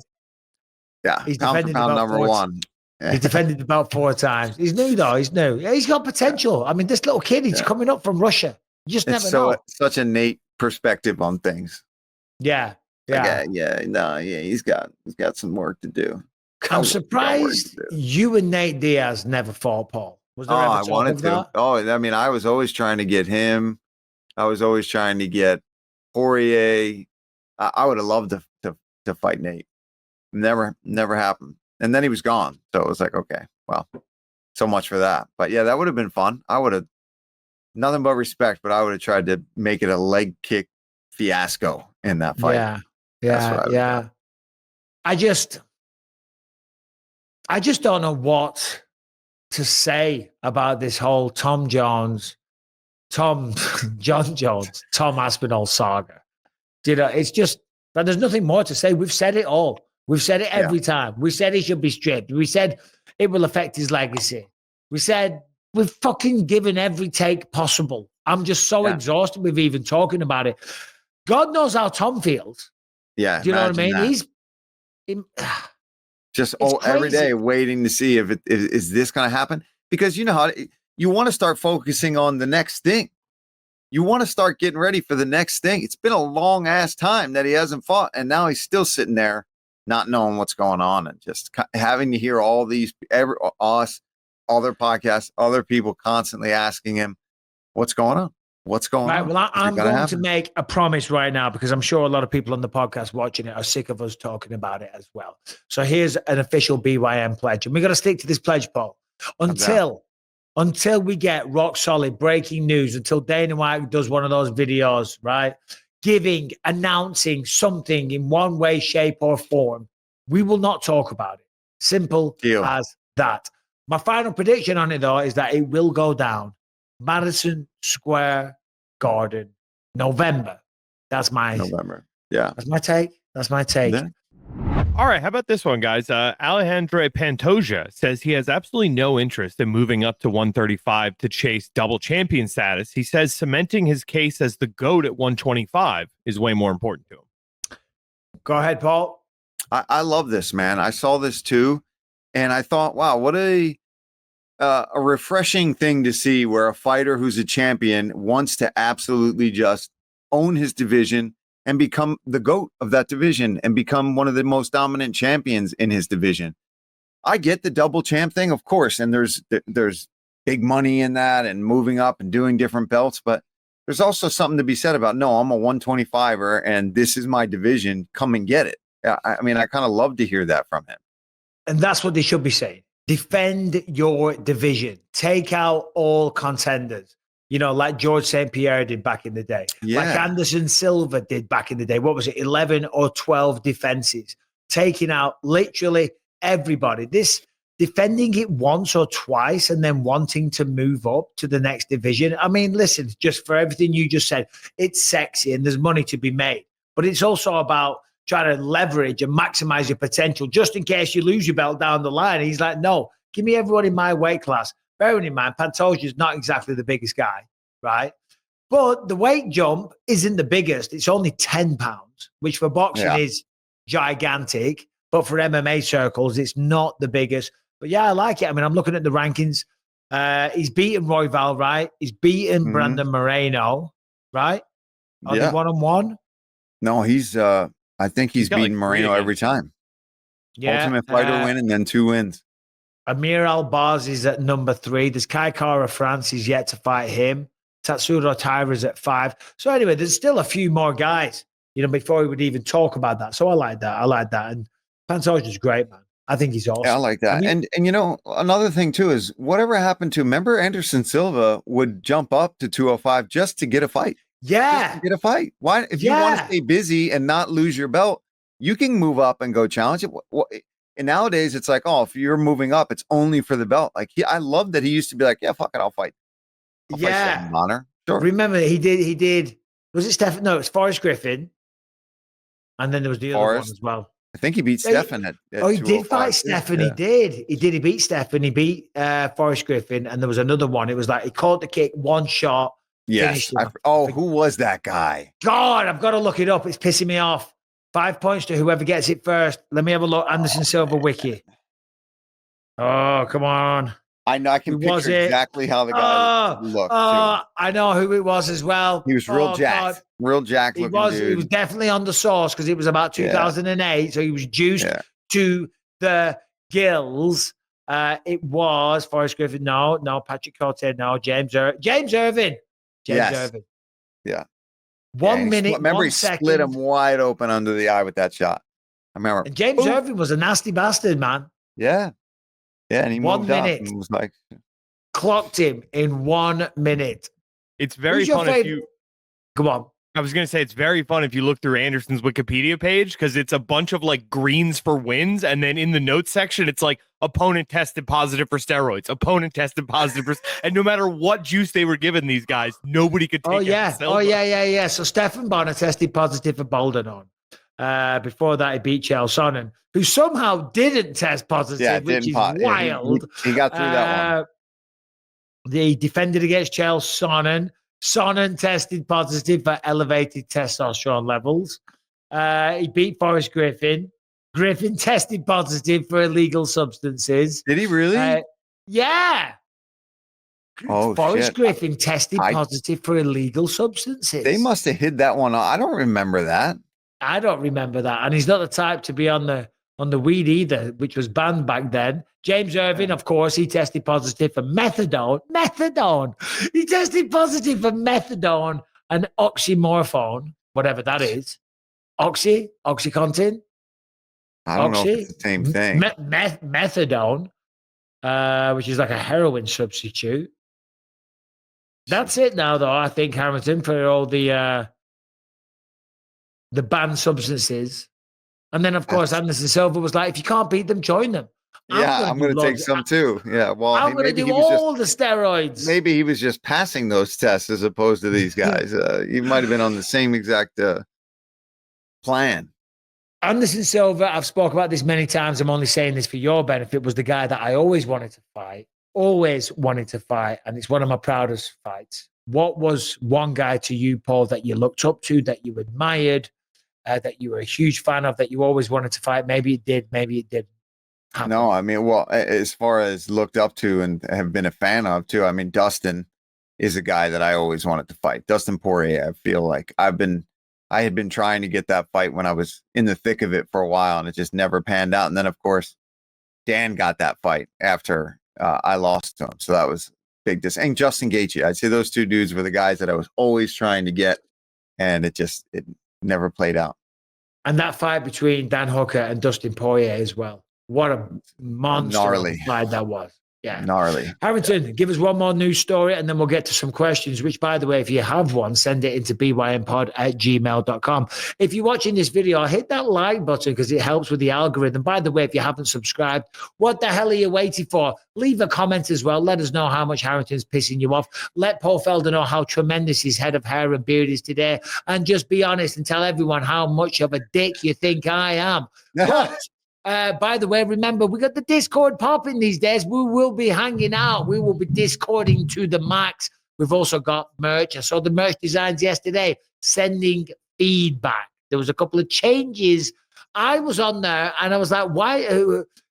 There was a green dragon. I get who the green dragon was. I'm like, who's the devil?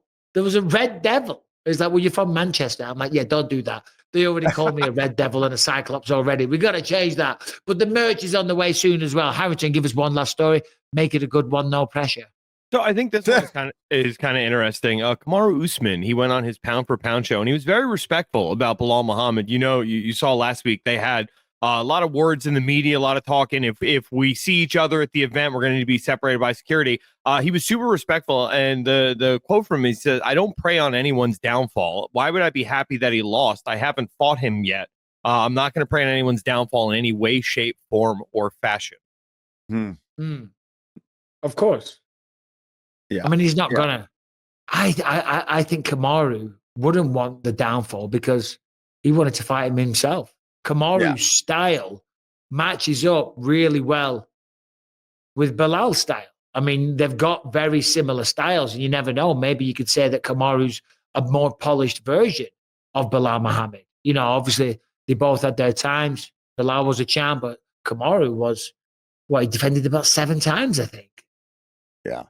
Yeah, he was knocking on that silver door. I was just bringing it up in the sense that, like, Drickus Duplessis and Belal had some words, and Drickus was trolling him after. Him and Hamzat had some words, and Hamzat was trolling him after. So I'm wondering, like, from you guys' experience, like, what is the move when you've been beefing with a guy who, you're not lined up to fight, he loses his next fight? Is it like, I love seeing that guy take an L, or is it like, shit, there goes my chance to beat him? It depends. Yeah. It depends. There's not a one-size-fits-all for that, Paul. No, there's not. I'm not normally rooting against. I never really beefed too much with anybody anyway. But the only time people have been talking shit to me out of nowhere and for no reason was Connor calling me, a German ginger twat out of nowhere right before I fought Hooker. And so for him, when he fought a couple times, obviously I took some satisfaction in seeing him get some humble pie to Poirier. That would probably be the only time but again, like when he broke his leg, I don't wish that on anybody. I don't like to see that. I don't want to see anybody get hurt, but seeing them lose potentially, only in very certain cases. But other than that, all the guys I ever fought, especially, I only wanted to see win, because it's like, all right, if they beat me and they keep winning, it looks good. If I beat them and they then start to win, it looks good. So I was always kind of rooting for guys that I had fights with. Yeah, and we've spoke about that. The only time I kind of bucked that trend, anytime someone beats you, you want them to win. We've spoke about that. The only time I bucked that trend is when I used to see the used teabag version of Vitor Belfort getting the shit kicked out of him. I was like, yeah, go on, give him another, because what do you think about his introduction? Induction into the Hall of Fame? Yeah. Well, I'll say this because I was tagged a lot on Twitter. Steroid scandals aside, okay, because there was a lot of them. However, the man had a Hall of Fame career. He was competing, I don't know what it was, UFC 7, 8, 9, whatever it was. Knocked out Vanderlei Silva. He was a heavyweight champion. He was a light heavyweight champion. He was almost a middleweight champion. Not my favorite person. You know what I mean? But of course, with the steroids and stuff, I have a strong stance against that. But regardless, with those rules in place, he was still able to become a 2-weight division champion. Back then in the day, everybody was juiced out. That's clear as day. You know what I'm saying? Just looking at the footage. Just looking at the footage. Yeah. When the 19-year-old version of Vitor Belfort traps like the Incredible Hulk, Jack. Yeah, looking like a bodybuilder in there. And so not my favorite person, but fair play to him. Yeah. He was doing it when he was 19 years old, and he became a 2-weight division champion. So there it is. Now there is the show, but we are going to finish with a question or two. I'm not sure how many we have. Brian, how many people sent questions into bympod@gmail.com? First question we got today is from Roland Dixon.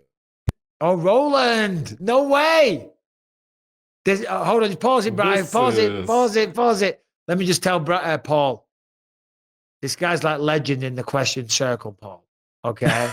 He always sends in the craziest questions. And it's been a long time. Roland Vixen was the man for the questions. It's nice to see Roland back. This is Roland Vixer from Germany. Hello, sexy Mike. No homo.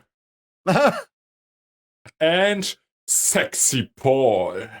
No homo. I have a few questions for you. I saw you two at WWE SmackDown, and I was wondering, what was your experience like? And which wrestler stood out to you the most? Also, if you two were WWE wrestlers, what would your wrestling character be? Well, it's good to have him back in his typical, usual, unconventional style of question. That's for Paul. sure.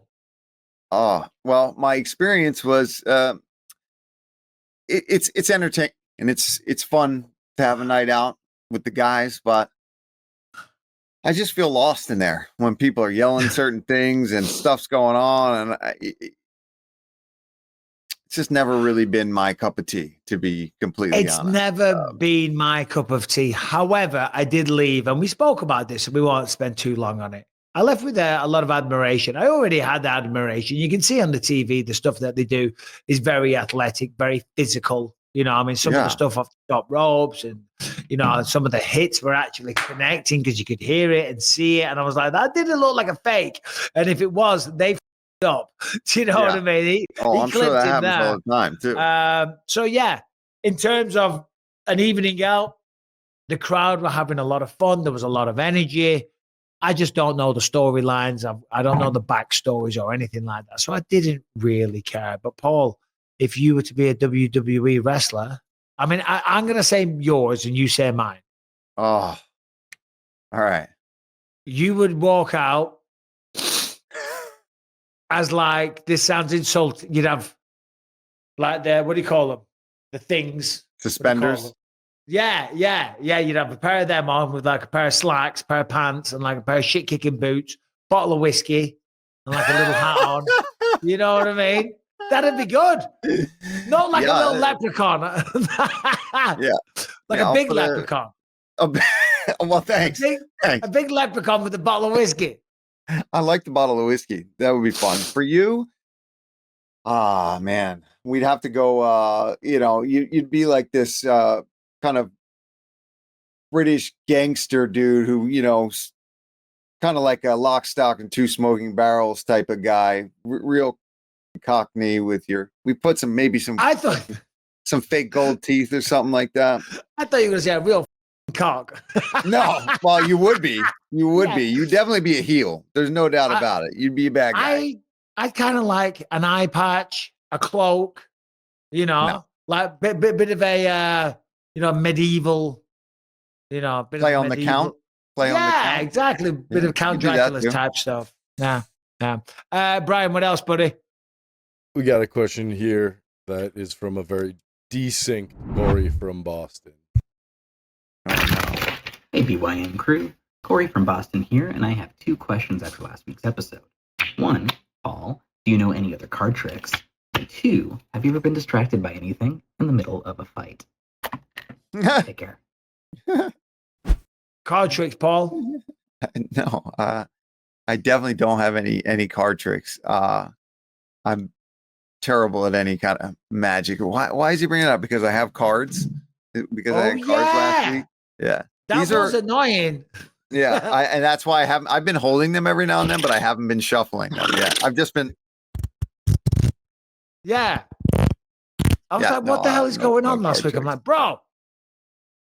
I do love a bit of street magic though, and people that can do that kind of shit with cards. And I do follow some guys on Instagram that do like crazy where, you know, somebody will send in, there's no way you can pick out this card, and this card by doing this or that. And that always has blown my mind when magicians do that kind of stuff with card tricks. But yeah. And I always get drawn into those like stupid, like little carnival games or on the streets, you know, like the simple thing, like, where's the ball? Ball in the cup. Is it? Yeah. I love it. I'm like, I'll have a go. Rebecca's like, it's fixed. Don't do it. I'm like, it's fun. Shut up. Yeah. And I know that one. Nah, I was wrong. Never is People it? go to strip clubs and they know that they're not going to win there too. You know what I mean? Yeah, exactly. Yeah. They go to casinos and know they're not going to win as well. You said we had 3 questions, Brian. What is the 3rd and final question before we all go home, go to bed? I go rest my neck. I go get some food because I'm absolutely starving. Although steak and a shake, that's what I'm living off. 1 protein shake, 1 steak a day. 2 and a bit weeks, I'll be on a movie set. So I'm trying to slim down, baby. I just read a thing about these monks that used to go on a diet of beer and water, and some dude tried it and he lost 24 pounds in a month. So yeah, it's all it's all about calorie restriction. You know how you lose weight? calorie restriction. That's it. You could eat 2 Beer donuts, and water. 3 donuts a day. As long as you are burning more calories in the day than you are eating, you will drop weight. Doesn't matter what you actually eat. You won't be healthy necessarily, but you will. I'm lose reading weight. a book about, it's from like the 13th century, a nobleman from Italy. Where I'm telling you about this, Paul, it's called Discourse of a Sober Life. And it's nothing to do with living a sober life, but they mean that from a different standpoint. It's not to do with drinking and stuff. This guy was like a wealthy landowner, like a member of the aristocracy. And by the time he was 40 years old, he was massively obese. He was in tremendous amount of pain. And the doctors went to see him and said, you're going to die pretty soon. So he went on like a Spartan diet, massive calorie restriction. And he allowed himself, I forget off the top of my head exactly what it was, something like 14 grams of protein a day or whatever. I forget the exact measurements. And within 2 years, all of his ailments had gone. He lived to about 105 years old. And he wrote a book called The Discourse of a Sober Life, which is kind of like the first ever real health lifestyle book. But he always allowed himself 4 ounces of wine every single night. I'm like, I like this guy. Moderation. There we go. Third and final question, please, Brian. All right, this one's from Frank. This is for all 4 of you. What was your go-to line or go-to move when hitting on a girl? What was your success rate? I mean, it's to the point. What was your go-to line, Paul? Oh my God. I didn't have a go-to line. We talked about this on the show too. I was awful at coming up with good things to say to girls when I was younger. And again, I went to art school where a large population of the students were homosexual anyway. So it kind of opened up opportunities quite a bit for myself, just being a straight guy at the school. So that worked out well for me when I was a younger man, for sure. And I would say, oh, sorry. No, that's it. Yeah. I would say to any advice to anyone, don't have a line. Okay. Yeah. That's advice number 1. Don't have a line. You can't have some cheesy, well-rehearsed, used a million times, one size fits all chat up line. No, you got to be spontaneous. You got to see what's going on in the moment. When I met Rebecca, she worked at Ultra Fame. I said, oh, it's Miss Ultra Fame. That's how I opened the line of discourse on the Discord. Yeah. Harrington and Brian, I bet Harrington's got a line that he uses, his go-to. No. I mean, the joke one when we were kids was, hey, why don't you come over here, sit on my lap, talk about the first thing that pops up. That one was pretty good. The other one is, you tell a girl to come here, and when she comes over, you say, I just made you come with one finger. Imagine what I could do with the rest of it. Oh, that Jesus one worked. That is a 1 of 1 success rate. Only busted it out one time, worked. Yeah, but that's pretty funny, though. I like it. It's bad, but like you might, a certain type of girl. Yeah, how many drinks are being involved in the entire night? You might pull that one off. Yeah. I mean, that type of girl, you could probably just say anything. Yeah, hey, let's get out of here. You might also get a slap in the face as well. Yeah, no doubt about that. So what I will tell young men, though, is the biggest one is you see a group of girls taking a picture, be like, why would you be out of this picture with your friends? Go grab the phone, take a couple of pictures, then say, I'm a professional photographer. I need this for my portfolio. Text them to me. Now you have their number. Don't do that. Any young men listen. Works. Don't go up and when you meet them, tell a lie. Okay? And I think, sadly, on that sour note, that is the end of the show. We got to end it. After that, I just made you come with one finger. I'm sorry. That's a low bar. It's a low bar for the show. We'll try better next time. We might be back with a bonus episode on Thursday, so keep an eye out for it. But more than likely, we'll be back next week. Felder, final word for the believers? Like, subscribe, and if you have any questions, send it to bympod@gmail.com.